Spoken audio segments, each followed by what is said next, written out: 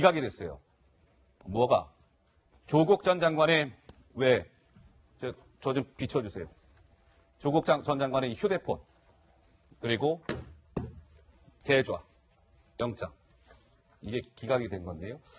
자, 김민지 기자, 이게 어때요? 한두 번 기각이 된 게 아니라는데, 최근에도 하여튼 이 검찰에 청구를 했었던 모양이죠? 그렇습니다. 부인 정경심 교수가 구속된 게 24일인데, 이 직후에도 검찰이 조국 전 장관의 계좌와 또 휴대전화를 압수하겠다, 이게 영장을 또 청구를 했었는데, 법원이 몇 차례 기각했는데, 이번에도 기각을 했다, 이런 소식입니다. 정경심 교수가 구속된 이후에 핵심적인 내용들, 연관성을 좀 알아보기 위해서 이 휴대전화와 계좌 추적 등이 좀 수사에 필요한 모양인데요. 여러 차례 기각이 되면서 그 배경에 관심이 쏠리고 있습니다. 그러니까 사실은 모든 수사의 기본은 그 범죄 혐의를 받고 있는 사람의 휴대전화 그리고 계좌예요. 요즘 휴대전화로 많은 거 하잖아요. 뱅킹 쓰죠. 우리 메신저로 사람 주고받죠. 통화 목록 남아있죠. 메시지 남아있죠. 그 기본이거든요. 근데 지금 영장이 번번이 기각이 되고 있다는 건데요. 그래픽 좀 주세요. 한두 번이 아니에요. 휴대전화 및 계좌 압수수색 영장이 검찰로부터 법원에 일단 청구가 됐는데 조국 전 장관의 이 휴대전화 계좌 영장은 3차례 이상 기각. 정경심 교수의 휴대전화 및 계좌 압수수색은 2차례 이상 기각. 이렇게 됐다는 거죠. 김 교수님 굉장히 이례적이네요. 그 국민적인 눈높이나 시선에서 보면 좀 이해가 되지 않는 부분이죠. 이해가 안 돼요. 그 말이 떠오르네요. 예전에 이재명 지사가 관련돼서 수사를 받을 때 어떤 경우에도 검찰이나 경찰에 휴대폰을 내서는 안 된다. 이런 강의를 했던 화면이 좀 그때 흥미를 끌었지 않습니까? 그 정도로 수사를 하는 과정에 있어서는 범죄 혐의를 입증하는데 제일 중요한 게 3가지를 이야기한다고 그래요. 하나는 이메일을 추적하는 거고요. 그다음이 계좌하고요. 그다음 휴대폰입니다. 이 3가지만 추적하면 사실 본인보다 더 투명하게 본인의 내용들 다 알 수 있다고 하거든요. 그러면서 본다면 조국 전 장관이 이제 앞으로 소환을 앞두고 있습니다만 적어도 몇 가지 이상의 혐의를 받고 있는 상황이라고 한다면 계좌나 휴대폰에 대한 압수수색 영장은 당연히 검찰에서 청구할 수밖에 없는데 지금 몇 차례 기각됐다는 건 좀 이해가 되지 않고 특히나 더 이해되지 않는 것은 정경심 교수는 지금 구속돼 있지 않습니까? 구속돼 있죠. 그리고 지금 혐의가 지금 엄청나게 늘어나가지고 상당히 중범죄로 지금 수사를 진행하고 지금 이제 재판을 받고 있는 상황인데 왜 정경심 교수의 핸드폰도 영장이 기각되는지 이건 이해가 되지 않습니다. 그래서 저 부분은 제가 법률 전문가는 아닙니다만 법 쪽에서도 상당히 이제 고개를 갸우뚱할 수밖에 없는 그런 상황인 거 아닌가 싶습니다. 그런데 이제 이런 것 같습니다. 조국 전 장관의 휴대전화와 이 계좌 영장이 지금 이제 번번이 기각이 되고 있다는 건데 특히나 시청자 여러분, 조 전 장관의 계좌를 검찰이 들여다볼 필요가 있어요. 그럴 만한 이유가 있습니다. 그런데 기각되고 있는 건데요. 자, 김민지 기자 어떤 겁니까? 네, 정경심 교수의 혐의 중에 이제 연관이 있는 부분을 들여다보기 위해서 계좌가 참 중요하다 이런 내용인데요. 검찰은요, 조 전 장관의 돈도 이 정경심 교수의 어떤 투자나 주식 매입에 관여가 됐다 이렇게 보고 있습니다. 2017년 3월에는 5억 원을 포링크에 참여형 투자할 때 약 5천만 원의 돈이 흘러 들어간 정황. 그리고 2018년 1월에 지난해 1월이죠. 주식을 참여형 매입할 때도 여기에 5천만 원이 또 조 전 장관의 돈이 들어갔다라고 하기 때문에 이런 기록들을 확인할 필요가 있다는 게 검찰의 생각입니다.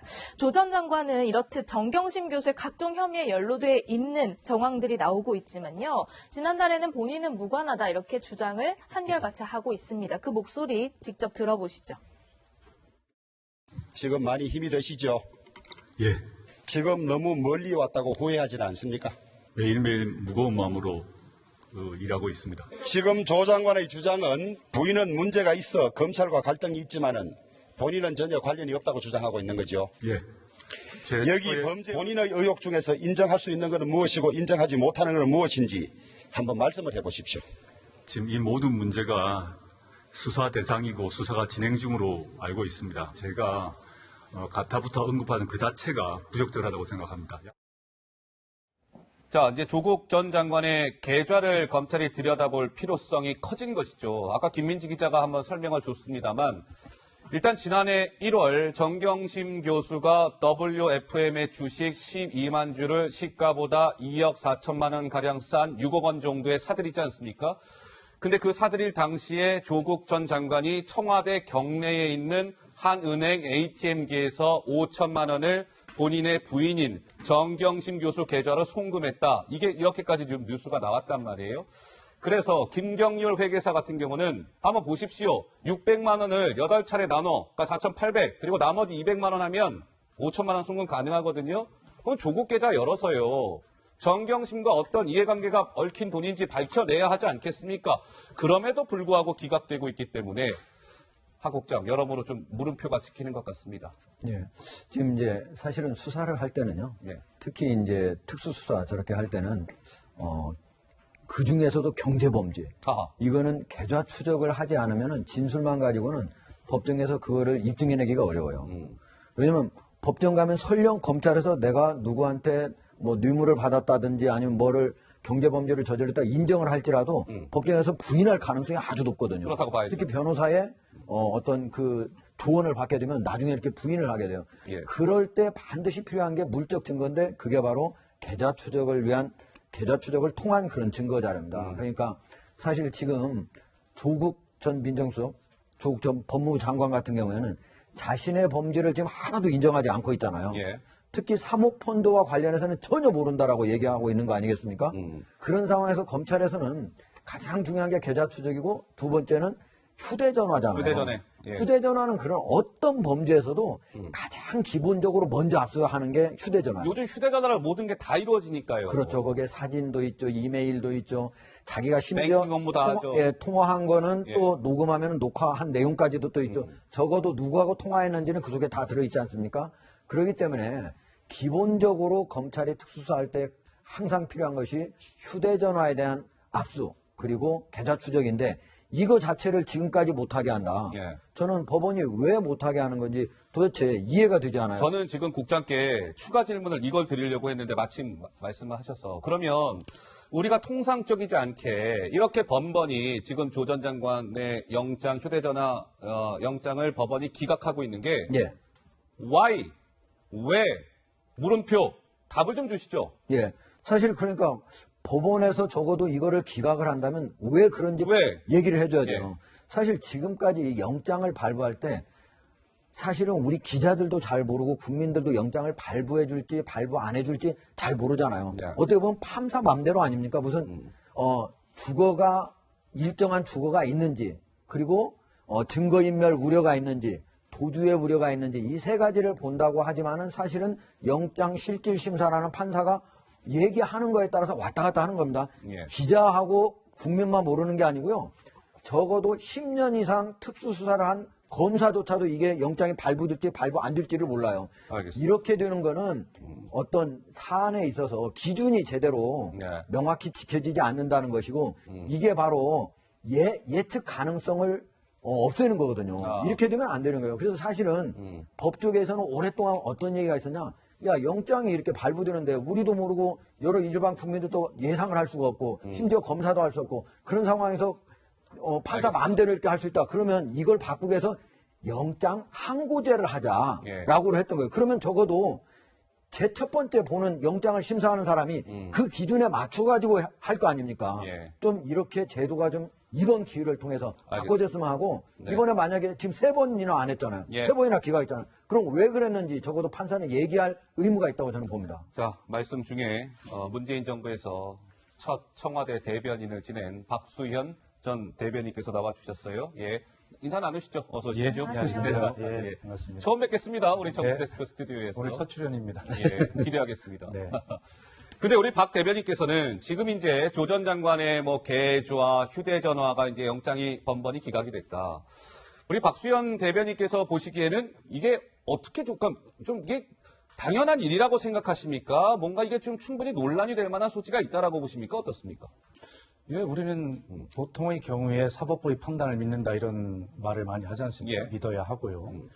자, 이 압수수색 영장이라고 하는 것은요, 수사가 진행되는 단계상 어떤 혐의가 좀 더 구체화되고 그러면서 거기에 따른 또 압수수색도 계속 신청을 하고 영장을 발부받기도 하고 이런 거 아니겠습니까? 예.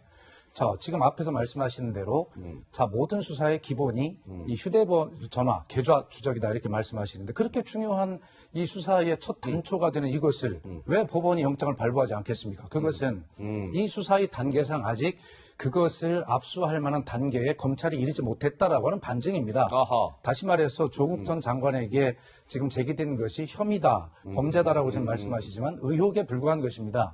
지금 조국 전 장관의 가족들을 다 수사를 하면서 조국 전 장관 직접 연관이 있는 이 고리를 정확하게 찾아내고 그것을 근거로 검찰이 영장을 법원에 청구를 했을 때 법원이 그것을 발부하는 것이지. 그러니까 제가 볼 때는 법무부가 조국에게 다른 잣대, 이중 잣대를 가지고 있다라고 하는 것이 아니라 검찰이 아직 조국 전 장관에게 제기된 의혹이 혐의로 구체화되는 그런 단계에 이르지 못했다는 것을 입증하는 것이고 거기에 따라서 법원이 그것을 영장을 기각하는 것은 당연한 일이다 이렇게 봅니다. 그러니까 요약해 보자면 박수현 전 대변인의 말씀은 법원이 매번 이렇게 조 전 장관의 휴대전화나 계좌의 영장을 기각하는 것은 검찰의 수사가 뭔가 좀 미진하고 탄탄하지 못하다는 반증일 수 있다? 그렇게 좀 봐도 되는 겁니까? 저는 이제 계좌에 대해서는 그런 생각을 가지고 있고요. 예. 그다음에 휴대전화에 대해서는 민정수석의 전화입니다. 그렇지 않습니까? 그 시기에 민정수석이 통화했을 많은 중요한 민감한 사안들이 있을 텐데 예. 지금 제가 말씀드린 대로 그런 결정적 수사의 단계에 이르지 못한 상황에서 그렇게 민감한 휴대전화를 압수할 수 있느냐 하는 것에 대해서는 분명하게 지금 사법부가 저는 현재 단계에서는 바르게 판단하고 있다 이렇게 보는 것입니다. 네, 하국장. 이제 박수현 대변인의 그 얘기에 좀 반박을 좀 해야 되는데요. 첫 번째, 의혹이라고 하는 거하고 혐의라고 하는 걸 어떻게 구분하시는지 잘 모르겠지만 의혹이라고 하는 건 뭐냐면요. 어떠한 사안이 의심이 되는 상태예요. 의심이 되는 상태. 예. 그냥 그게 말만 있고 하면 의심이죠. 그런데 증거물이 나오면 어떻게 돼요? 그게 구체적인 이제 범죄 혐의 단계로 들어가는 거예요. 예를 들면 지금 정경심 교수가 주식 12만 주를 WFM 살 때 그날 바로 조국 전 민정수석이 청와대에 있는 ATM기를 통해서 5천만 원을 보냈지 않습니까? 예. 물증이 나온 거잖아요. 그러면 조국 전 민정수석한테 물어봐야 될 거 아니야. 그리고 물어볼 때 부인할 거라고는 우리가 일반적으로 예상이 가능한 겁니다. 그렇기 때문에 계좌 추적을 해보는 거예요.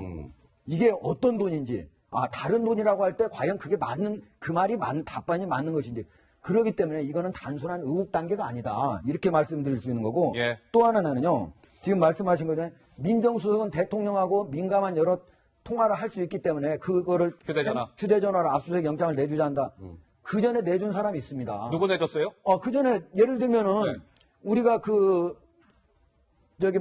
문화관광체육부 장관 조현선 장관 있지 않습니까? 조현선 장관 예, 말씀하시는 장관 같은 경우에는 대통령하고 얼마든지 통화할 수 있는 상태 아닙니까? 예. 그때도 압수수색 당연히 그 휴대폰 압수했죠. 예, 그 전에도 또 그리고 그 전에 청와대에 있는 그 높은 사람들 수석이라든지 이런 사람들도 마찬가지로 했습니다. 그리고요 또 제가 실질적으로 한번 제가 어떻게 해서 그러면 휴대폰을 압수했을 때 그걸 나중에 보게 되느냐 하면요.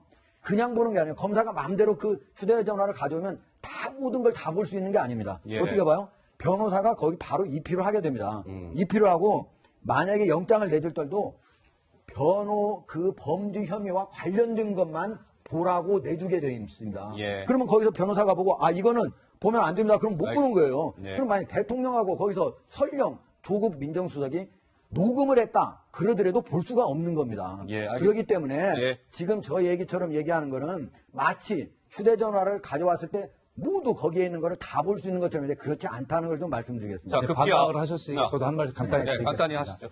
제가 분명히 말씀드렸습니다. 현 단계에서 그렇다고 말씀을 드렸어요. 그렇기 때문에 지금 우리 하국장께서 말씀하신 것은 조국 전 장관에게 제기된 의혹, 이런 혐의들이 더 구체화돼서 그것을 압수수색 영장을 법원이 발부할 만한 상황이 되면 말씀대로 발부가 될 것인데 현 단계에서는 그 수준에 이르지 못했다라고 예. 하는 것을 전제로 말씀을 드린 것입니다. 알겠습니다. 예.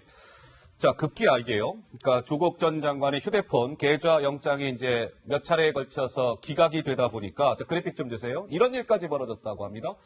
한반도 인권과 통일을 위한 변호사 모임이라는 이 단체가 왜 자꾸 유독 조국 전 장관에게만 다른 잣대를 대십니까?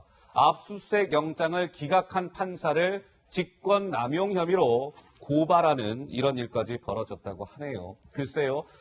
검찰이 조 전 장관의 휴대폰 계좌영장을 또다시 청구할 수 있을 것입니다. 그때의 법원의 판단은 어찌 나오는지 한번 잘 지켜보도록 하겠습니다. 오늘 시청자 여러분, 국회가 시끄러웠습니다. 왜 그런지 아세요? 청와대를 상대로 한 국회 국정감사가 있었기 때문입니다. 청와대에서 나름 힘 있다는 분들 다 나오셨어요. 좀 시끄러웠겠죠? 자, 오늘 어땠어요? 그 청와대 국정감사 조 전 장관 때문에 좀 시끄러웠습니까? 어떻습니까? 그렇습니다. 청와대에서요, 노영민 대통령 비서실장과 정의용 국가안보실장, 김상조 정책실장 등이 대거 참석을 했습니다. 다름 아닌 이 조국 사태에 대해서 청와대도 책임이 있는 것 아니냐, 이런 책임론이 불거지면서 시끄러운 모습이 연출됐는데요. 국회 상황 영상으로 준비해봤습니다. 대통령께서 이번 조국 사태에 대해서 갈등을 야기해 송구스럽다 이렇게 사과하셨죠. 비서실장님께서는 어떻게 책임을 통감하십니까? 사과 한 말씀 해주시죠. 국민들 사이에 또 많은 갈등이 야기된 부분에 대해서도 역시 송구스럽게 생각하고 있습니다. 화문을 가득 메운 우리 분노의 국민들 사진을 한 번 더 좀 봐주시기 바랍니다. 실장님 PPT를 한번 봐주세요. 외면하지 마시고 좀 봐주세요, 사진을. 보고 있습니다. 예. 저 앞에 따로 자, 보여요. 여기 있습니다. 문재인 대통령께서는 어떻게 언급하셨는지 좀 말씀해 주십시오. 국민들의 소리고 우리가 소중히 귀담아야 할 그런 내용이라 이렇게 말씀하고 계십니다. 책임지실 생각 없습니까? 무한 책임을 느끼고 있고 언제든지 저희들은 저희들의 모든 것을 다 할 생각입니다. 언제든지라는 게 그 참 무책임한 거고요. 책임을 지신다면 분명히 사퇴를 하셔야죠.